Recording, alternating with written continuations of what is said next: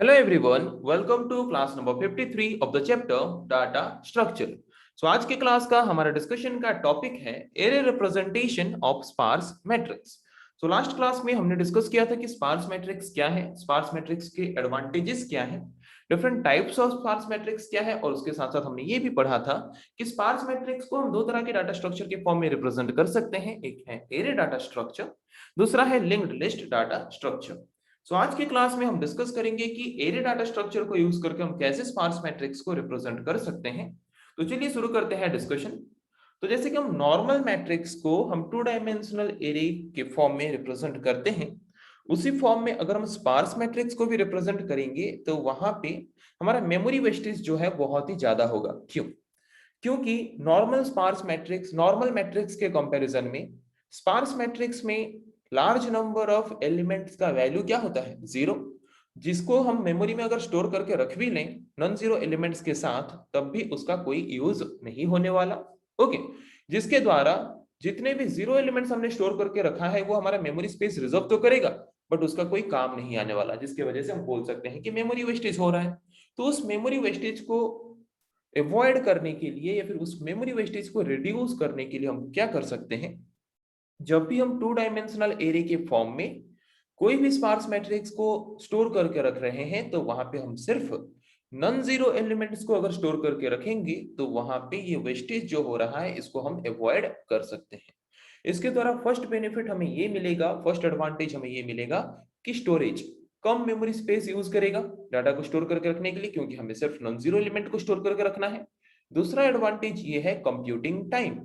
जबकि हम सिर्फ नॉन जीरो एलिमेंट को स्टोर करके रख रहे हैं तो वहां पे हमारा जो ट्रावर्सल टाइम है, डाटा को सर्च करके ऑपरेशन परफॉर्म करने का टाइम है, वो भी रिड्यूस हो जाएगा.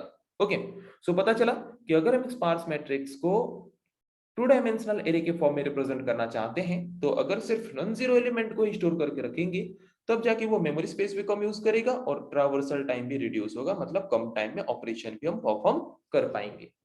तो अगर हम एक स्पार्स मैट्रिक्स को टू डायमेंशनल एरे के फॉर्म में रिप्रेजेंट करना चाहते हैं, सिर्फ नॉन जीरो एलिमेंट को ही टू डायमेंशनल एरे के फॉर्म में रिप्रेजेंट करना चाहते हैं, तो उसके लिए हमें यूज करना पड़ेगा three row. Okay, first row में हम रिप्रेजेंट करेंगे रो का इंडेक्स नंबर, सेकेंड रो में हम रिप्रेजेंट करेंगे कॉलम का index number, and third row में हम रिप्रेजेंट करेंगे वो वैल्यू. तो चलिए एक एग्जांपल के थ्रू पहले इसको समझते हैं, उसके बाद यहाँ पे आएंगे तो हमें आसानी से समझ आ जाएगा. जैसे कि आप यहाँ पे देख सकते हो, यहाँ पे एक स्पार्स मैट्रिक्स है. स्पार्स मैट्रिक्स में number of non zero elements कितने हैं, number of non zero elements कितने हैं वो हमें देखने हैं. ये है number of non zero elements. कितने ठो हैं? सात ठो. एक दो तीन चार पांच छह सात, सात ठो नॉन जीरो एलिमेंट्स हैं. ओके, तो यहाँ पे जो फर्स्ट नॉन जीरो एलिमेंट है, वहां उस वक्त रो का इंडेक्स वैल्यू क्या है? जीरो. कॉलम का इंडेक्स वैल्यू क्या है? वन.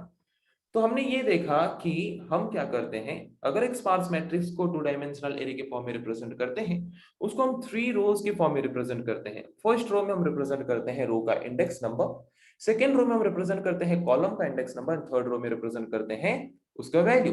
मतलब इस पर्टिकुलर रो एंड कॉलम के इंडेक्स नंबर में जो वैल्यू है वो वैल्यू हम रिप्रेजेंट करते हैं थर्ड रो में.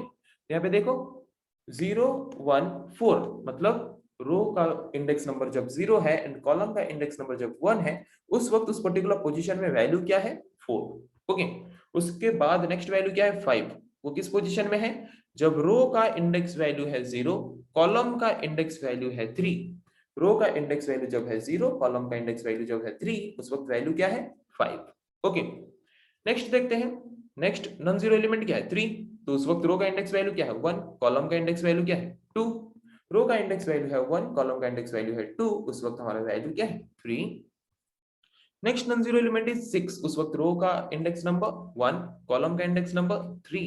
ओके, रो का इंडेक्स नंबर 1, कॉलम का इंडेक्स नंबर 3, उस वक्त वैल्यू क्या है? 6. Okay, next non zero element is 2. उस वक्त रो का इंडेक्स वैल्यू 2, कॉलम का इंडेक्स नंबर 2, रो का इंडेक्स नंबर 2, कॉलम का index number 2, value is also 2.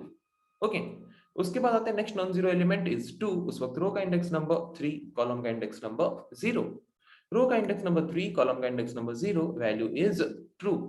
Okay, then next non zero element is 3. उस वक्त रो का इंडेक्स नंबर 3, कॉलम का इंडेक्स नंबर 1.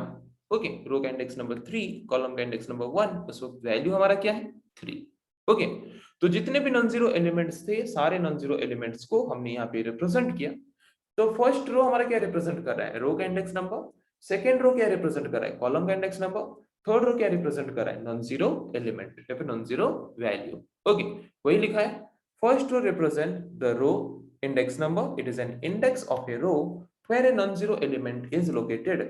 non-zero element हमारा जो है, उस non-zero element का उस वक्त इंडेक्स नंबर क्या है उसको रिप्रेजेंट करते हैं फर्स्ट रो में। सेकेंड रो में रिप्रेजेंट करते हैं कॉलम का इंडेक्स नंबर, मतलब जो नॉन जीरो एलिमेंट है उस वक्त हमारा कॉलम का इंडेक्स नंबर क्या है वो रिप्रेजेंट करते हैं सेकेंड रो में। थर्ड रो में रिप्रेजेंट करते हैं वैल्यू, मतलब वो नॉन जीरो एलिमेंट जो कि उस पर्टिकुलर रो के एंड कॉलम के इंडेक्स नंबर में प्रेजेंट है। मतलब थ्री रोज के फॉर्म में हम क्या करते हैं, टू डायमेंशनल एरे के फॉर्म में एक स्पार्स मैट्रिक्स को रिप्रेजेंट करते हैं। तो यहां से हम कंफर्म ये हुए कि नंबर ऑफ रोज, अगर हम स्पार्स मैट्रिक्स को टू डायमेंशनल एरे के फॉर्म में रिप्रेजेंट करेंगे तो वहां पे नंबर ऑफ रोज हमेशा कितना रहेगा, नंबर ऑफ रोज हमेशा रहेगा 3। Okay, but number of column change होता रहेगा। नंबर ऑफ कॉलम किसके ऊपर डिपेंड करेगा, नंबर ऑफ कॉलम डिपेंड करेगा हमारे नॉन जीरो एलिमेंट के ऊपर। जितना ज्यादा नॉन जीरो एलिमेंट्स होंगे हमारा नंबर ऑफ कॉलम उतना ज्यादा होगा, जितना कम नॉन जीरो एलिमेंट्स होंगे हमारा नंबर ऑफ कॉलम उतना कम होगा। तो यहाँ पे number of non zero elements कितने हैं, number of non zero elements हमने काउंट किया था 7 है। तो number of non zero element जबकि 7 है तो यहाँ पे हमारा कॉलम भी 7 होना चाहिए। काउंट करो कॉलम 7 है या नहीं, 4 5 6 7 7 है। तो ये कितना मेमोरी स्पेस एलोकेट कर रहा है, number of row into number of column 21। But actual में जो हमारा मैट्रिक्स है वो कितना मेमोरी स्पेस यूज कर रहा है, नंबर ऑफ रो कितना है, number of row 5, number of column कितना है 4 20।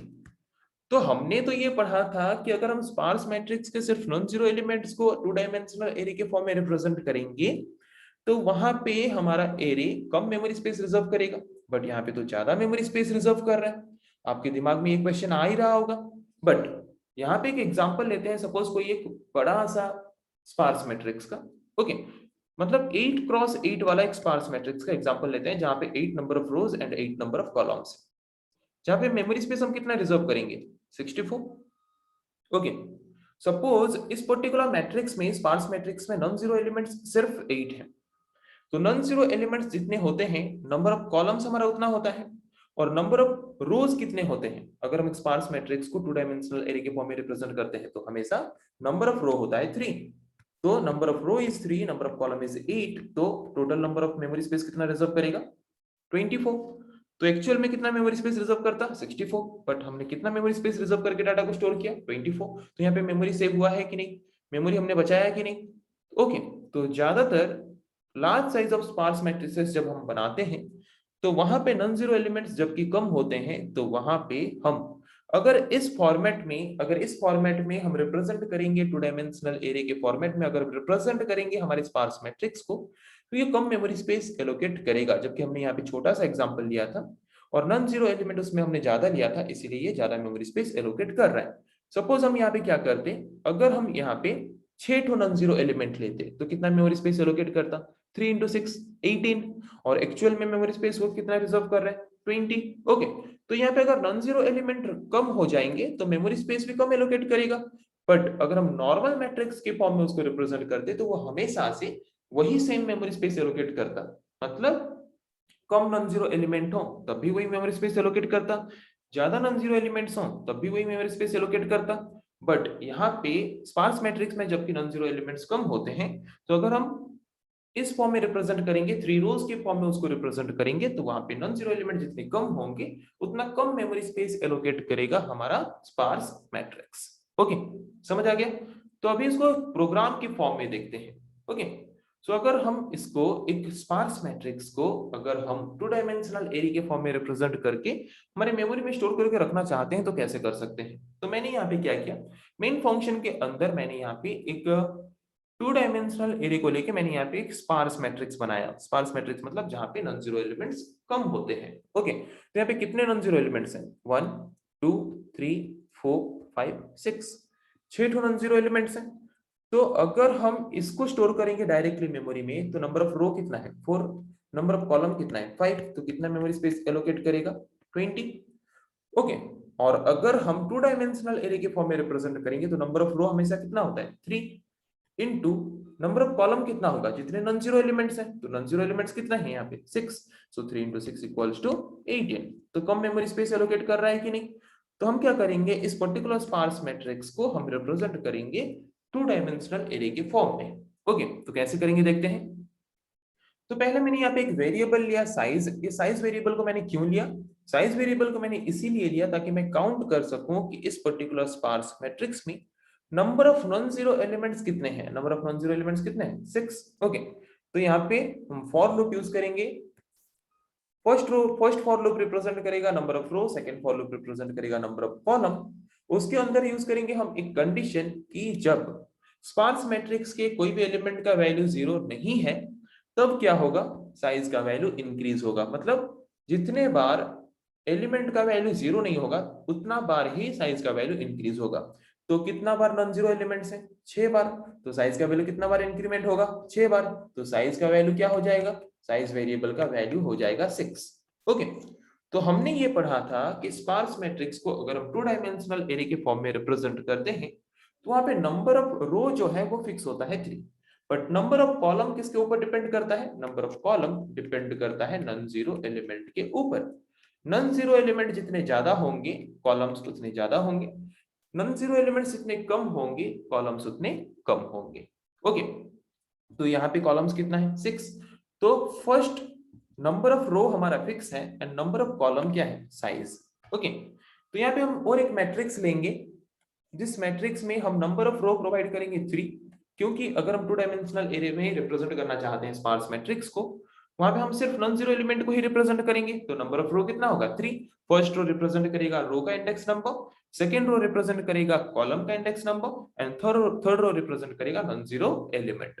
एंड साइज हमने लिया कॉलम की जगह पे, तो साइज हमने क्यों लिया, क्योंकि नॉन जीरो एलिमेंट्स जितने ज्यादा होंगे नंबर ऑफ कॉलम उतना ज्यादा होगा, नॉन जीरो एलिमेंट जितने कम होंगे नंबर ऑफ कॉलम उतना कम होगा।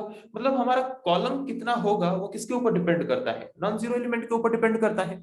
और कितने नॉन जीरो एलिमेंट्स हैं वो कहां पे स्टोर है, साइज वेरिएबल में, इसीलिए मैंने कॉलम की जगह पे ले लिया साइज। ओके, उसके बाद मैंने यूज किया यहाँ पे और एक वेरिएबल के, इसको हमने क्यों यूज किया ये हम डिस्कस करेंगे आगे तो पता चलेगा। ओके, तो अब तक पता चल गया कि अब तक हमने क्या किया, अब तक हमने एक स्पार्स मैट्रिक्स लिया, फिर मैंने यहाँ पे काउंट किया कि उस स्पार्स मैट्रिक्स में number of non zero elements कितने हैं। फिर मैंने यहाँ पे और एक टू डायमेंशनल एरे लिया जहाँ पे हम सिर्फ स्पार्स मैट्रिक्स के नॉन जीरो एलिमेंट को स्टोर करके रखेंगे, जहाँ पे नंबर ऑफ रो मैंने लिया 3 एंड नंबर ऑफ कॉलम मैंने लिया साइज।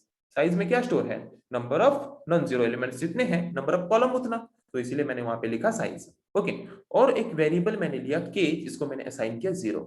ओके, फिर हम ओपन करेंगे फॉर लूप यूज करके, नंबर ऑफ रो कितने थे 4, नंबर ऑफ कॉलम कितने थे 5, दो बार फॉर लूप यूज करेंगे। फिर हम यहाँ पे यूज करेंगे वही सेम कंडीशन कि जब स्पार्स मैट्रिक्स के एलिमेंट का वैल्यू 0 ना हो तब जाके इस ब्लॉक ऑफ स्टेटमेंट को हमारा प्रोग्राम एग्जीक्यूट करेगा। ओके, तो सपोज हमारा फर्स्ट नॉन जीरो एलिमेंट क्या है, फर्स्ट नॉन जीरो एलिमेंट हमारा है 7। तो 7 जो नॉन जीरो एलिमेंट है वो किस पोजीशन में है, कहां पे है, फर्स्ट रो में है, थर्ड कॉलम में है, मतलब इंडेक्स वहां पे रो का इंडेक्स वैल्यू है 0, कॉलम का इंडेक्स वैल्यू है 2 और वैल्यू है 7। ओके, तो हमारा यहाँ पे जब हमारा फर्स्ट नॉन जीरो एलिमेंट आ रहा है उस वक्त हमारा i का वैल्यू है 0 एंड j का वैल्यू है 2। ओके, तो अंदर आएंगे, नॉन जीरो एलिमेंट जब आएगा अंदर आएंगे तो नया जो मैट्रिक्स हमने लिया है, नया जो टू डायमेंशनल एरे हमने लिया है वहां पे 0 मतलब क्या है, फर्स्ट रो k का वैल्यू क्या है 0, मतलब रो का वैल्यू 0। ओके, वहां पे फर्स्ट मैट्रिक्स जो हम बना रहे हैं मैट्रिक्स में फर्स्ट वैल्यू हम जो स्टोर करेंगे, फर्स्ट वैल्यू हम क्या स्टोर करेंगे, मैट्रिक्स का वैल्यू फर्स्ट यहाँ पे है 0, मतलब रो का वैल्यू 0, कॉलम का वैल्यू भी k का वैल्यू 0, 0 0 में हम फर्स्ट क्या स्टोर करेंगे, फर्स्ट हम स्टोर करेंगे i, मतलब 0 0 में फर्स्ट हम क्या स्टोर करेंगे, फर्स्ट हम स्टोर करेंगे यहाँ पे i का वैल्यू क्या है, i का वैल्यू है 0, तो फर्स्ट यहाँ पे स्टोर होगा 0। फिर नेक्स्ट क्या है मैट्रिक्स में 1 0 1 0, मतलब सेकेंड रो में आएंगे, second row and first column, second row first column में क्या स्टोर करेंगे j का वैल्यू, तो j का वैल्यू क्या है 2, तो यहाँ पे हम स्टोर करेंगे j का वैल्यू 2। उसके बाद आएंगे थर्ड रो को। ओके, 3 रो है ना, तो इसीलिए मैट्रिक्स में हमने यहाँ पे 3 रो लिया है, 0 1 2। ओके, सो फर्स्ट यहाँ पे k का वैल्यू हमने 0 क्यों लिया? इसीलिए क्योंकि हम जो यहाँ पे वैल्यू स्टोर करते हैं, देखो वैल्यू कैसे स्टोर करते हैं। वैल्यू हम यहाँ पे पहले फर्स्ट कॉलम में स्टोर करते हैं, फिर सेकंड कॉलम में स्टोर करते हैं, फिर थर्ड कॉलम में स्टोर करते हैं। तो पहले हम क्या करेंगे, फर्स्ट कॉलम में स्टोर करेंगे। तो फर्स्ट कॉलम में जब स्टोर करेंगे तो फर्स्ट रो का वैल्यू होगा 0, फिर रो का वैल्यू होगा 1, फिर रो का वैल्यू होगा 2। तो यहाँ पे हमने क्या किया, देखो यहाँ पे हमने रो का वैल्यू ले लिया 0 1 2, क्योंकि हमें पता है नंबर ऑफ रो फिक्स्ड है 3, बट नंबर ऑफ कॉलम का कोई पता नहीं है, नंबर ऑफ कॉलम चेंज हो सकता है, इसीलिए नंबर ऑफ कॉलम हम 0 से काउंट कर रहे हैं।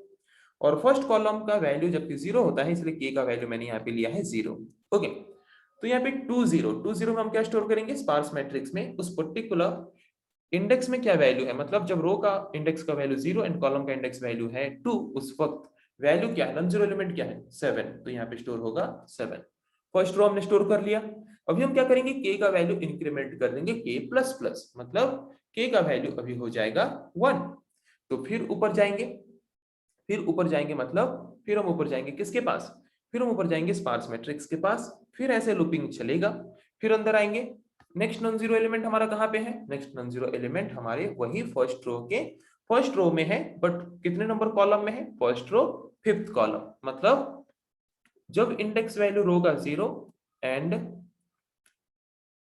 और कॉलम का इंडेक्स वैल्यू 4 है, उस वक्त हमारा नॉन जीरो एलिमेंट है 9। ओके, तो यहाँ पे क्या स्टोर होगा, देखो फिर अंदर आएंगे।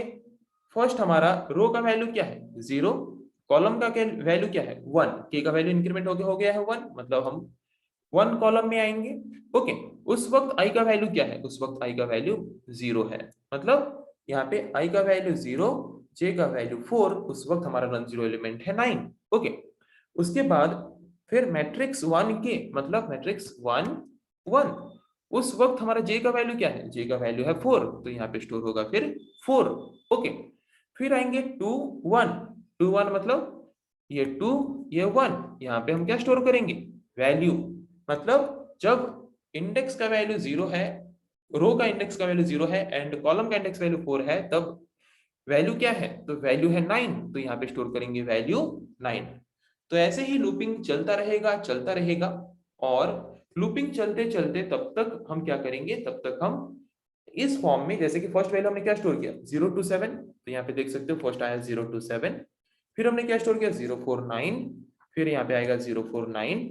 वैसे ही कितने ठो नॉन जीरो एलिमेंट है, 6, तो 6 कॉलम्स ऐसे बनेंगे और 6 कॉलम्स में हम ऐसे क्या करेंगे, 3 रोज के फॉर्म में सारे नॉन जीरो एलिमेंट्स को स्टोर करके रखेंगे, जहां पे फर्स्ट रो में होगा index value of row, second में होगा index value of column and third row में होगा नॉन जीरो एलिमेंट। ओके, तो ऐसे स्टोर करके रखेंगे। स्टोर करके रखने के बाद अभी हम क्या करेंगे, उसको डिस्प्ले करेंगे या फिर एज ए आउटपुट प्रिंट करेंगे। तो ऐसे आउटपुट प्रिंट करने के लिए हम फॉर लूप यूज करेंगे, फर्स्ट फॉर लूप यूज करेंगे रो के लिए। तो नंबर ऑफ रो हमारा कितना है, मतलब 2 डायमेंशनल एरे के फॉर्म में हमने जो स्पार्स मैट्रिक्स को रिप्रेजेंट किया, उस वक्त नंबर ऑफ रो कितना है 3, नंबर ऑफ कॉलम कितना है, साइज, मतलब जितने नॉन जीरो एलिमेंट्स हैं, नॉन जीरो एलिमेंट्स कितने हैं वो किस में स्टोर है, साइज वेरिएबल में। ओके, उसके बाद हम क्या करेंगे, नॉर्मल जैसे मैट्रिक्स को प्रिंट करते हैं वैसे ही प्रिंट करेंगे। ओके, तो प्रिंट करेंगे तो आउटपुट हमारा क्या आएगा, इस फॉर्म में आएगा।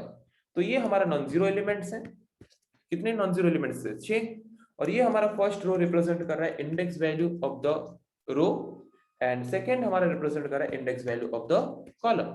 मतलब 0 2 इंडेक्स नंबर में क्या है 7, 0 4 इंडेक्स नंबर में क्या है 9, 1 2 इंडेक्स नंबर में क्या है 5, 1 3 इंडेक्स नंबर में क्या है 7, 3 1 इंडेक्स नंबर में क्या है 2, 3 2 इंडेक्स नंबर में क्या है 3। ओके, तो यहाँ पे हमने क्या किया, यहाँ पे हमने एक स्पार्स मैट्रिक्स को 2 डायमेंशनल एरे के फॉर्म में रिप्रेजेंट किया, सिर्फ नॉन जीरो एलिमेंट्स को मेमोरी में स्टोर करके रख के। ओके, सो आई थिंक आप लोगों को समझ आ गया कि हम कैसे एक स्पार्स मैट्रिक्स को एरे के फॉर्म में रिप्रेजेंट कर सकते हैं, जिसके बारे में आज के क्लास में हमने डिस्कस किया। सो नेक्स्ट क्लास में हम डिस्कस करेंगे ऐसे और कुछ टॉपिक्स के बारे में। आज के लिए इतना ही, थैंक यू।